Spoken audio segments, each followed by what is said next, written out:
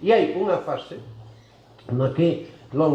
o motor fundamental está abaixo, está na esquerda social e está na cidadanía consciente das nacións sin Estado e está, por lo tanto, no proceso de destituinte dende abaixo, pero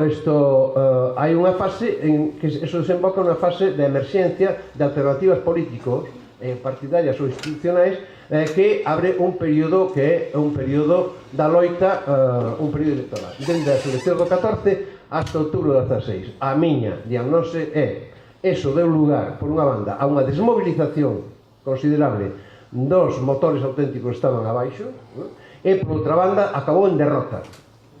O sea, outubro marca unha derrota no momento en que o réxime que podía ter roto, no sentido de que podía haber unha emerxencia dunha esquerda alternativa que máis ou menos pudese poñerse de acordo sobre as cuestións nacionais e sobre a loita contra o capital monopolista financiero e, por lo tanto, contra as políticas da troika,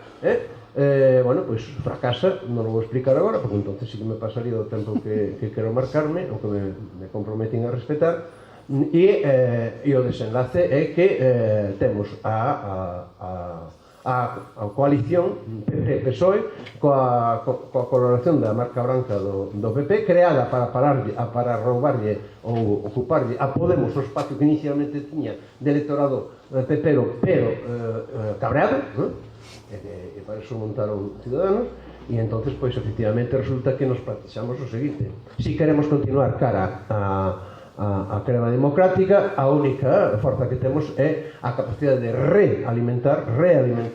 o proceso de loita na sociedade civil, o proceso de loita con un norte político moi claro, e que as forzas políticas estamos por eso que sexamos motores que contribuamos sin pretender dirixirlo e monopolizarlo a reactivación dese proceso. E dentro das dúas eixos de contradición, neste momento, a nivel de Estado, o eixo de contradición primordial que está facendo Pupa o único torpedo que ainda está circulando por as augas en dirección a Santa Bárbara do réxime é o proceso soberanista catalán.